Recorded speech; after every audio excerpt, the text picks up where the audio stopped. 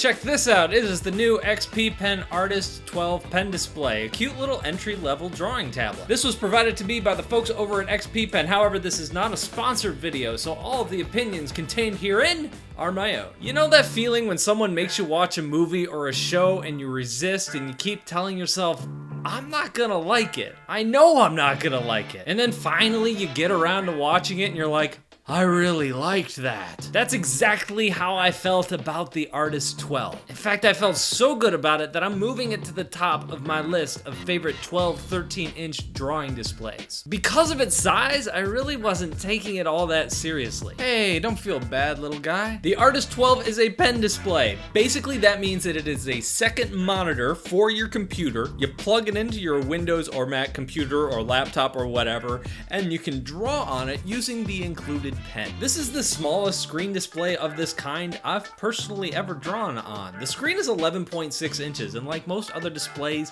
it's full HD. That's 1920 pixels by 1080 pixels. Now that's not a super high resolution, but on a smaller screen like this, when you condense it down, it actually looks really good. Also has a 72% NTSC color range, which is pretty standard for this kind of display. It's not a laminated display. A laminated display is where they reduce the amount of space between the glass and the screen underneath it to give you more accuracy when you're drawing. I was in no way surprised by this. For its price point, I really expected this. Now, on a Wacom, you can get that. On an iPad, Android tablet, you're gonna find that. But right now, only the Huion 13 has a display like that. Everything else is just like this one. Now, the glass of the screen itself is a glossy finish. It's not as glossy as, say, drawing on an Android or an iPad. Those are really slick to draw on. There is a little bit of drawing resistance here. So your pen isn't just gonna go flying all over the place without any control to it at all. Now, I personally prefer a little bit more texture, but I will say I got used to this pretty quick, and I didn't find it to be a problem at all. The plus side to having a glossier screen like this is that the colors do tend to be crisper. The blackers are blacker, so it's a trade-off. What are you personally looking for?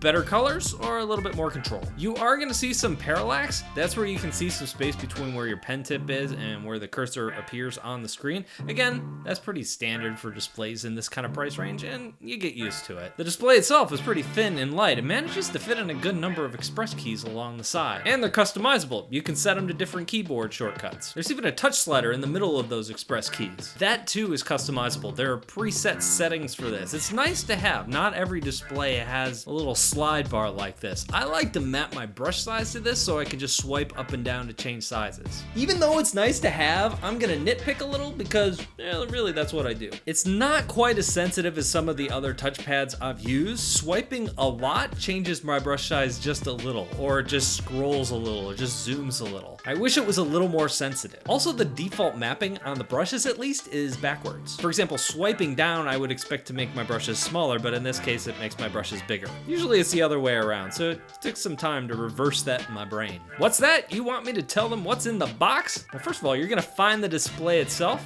You're also gonna find connector cables. It's got a HDMI/USB/power cable. It's all combined into one, which makes it a little easier to move around. You're also gonna find your power adapter. There's a couple different plugs for that adapter, so if you have an international outlet, you can plug it in there. Then you're gonna get the pen. You're also gonna get a pen holder that can do its own fancy things. The top lid becomes its own pen holder. And along the bottom, you can unscrew it and find your extra nibs. You get a drawing glove, and you get a cleaning cloth. I think that about covers it. XP Pen also sent me a stand. It's their standard stand that they tend to send out with these drawing displays. It's nothing special, but it's solid. It's light, easy to move around, holds your display in place really well.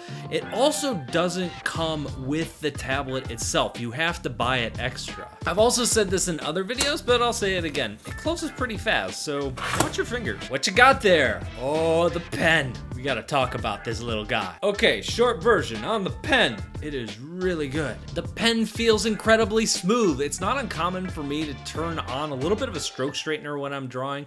This Inktober illustration that I'm working on that you've seen me drawing in the background, I am using Photoshop and I do not have the stroke straightener on. I just didn't need it.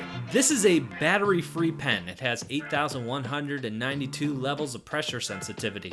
Also has a clickable button along the side. It's customizable and also indented, so you're not gonna be accidentally clicking it with your thumb. thumb as you draw. Woohoo! Also has an eraser on the back. You flip the pen over and you can erase with it. That's just not something you see much on non-Wacom pens. The pen itself feels good to hold. It is fairly light and it's fairly narrow, but I found it to be pretty comfortable thanks to the flat-sided hexagonal design.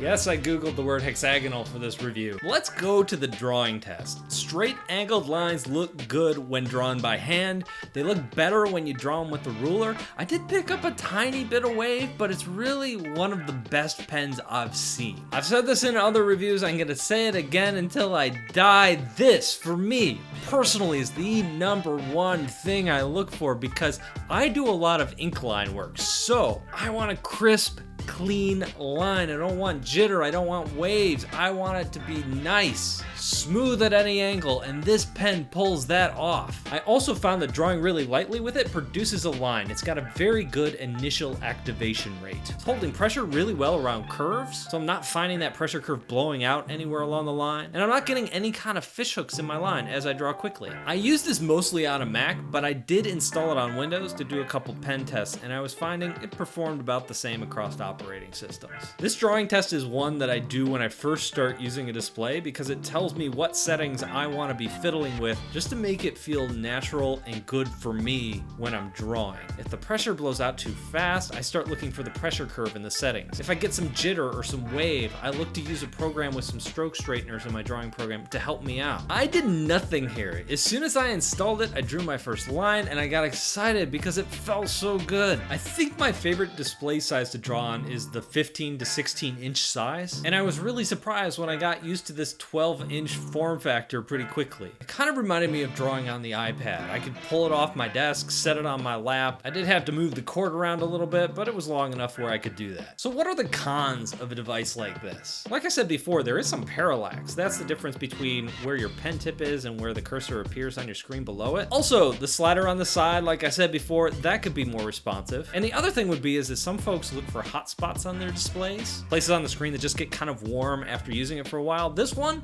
has one along the bottom where your hand rests, but the good news here is it's not really a hot spot. I would call it a noticeably warmer spot, and it didn't really affect me at all. In fact, I had to look for it in order to find it. And overall, I would say the things that I'm pointing out here are really nitpicks, because what we're talking about here is a device that costs $250.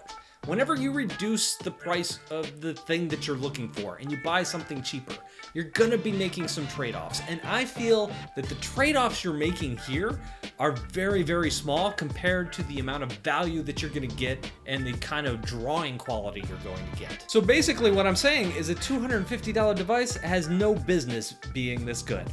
That's all I've got for today. Thank you guys for watching, and I'll see you in a couple of days.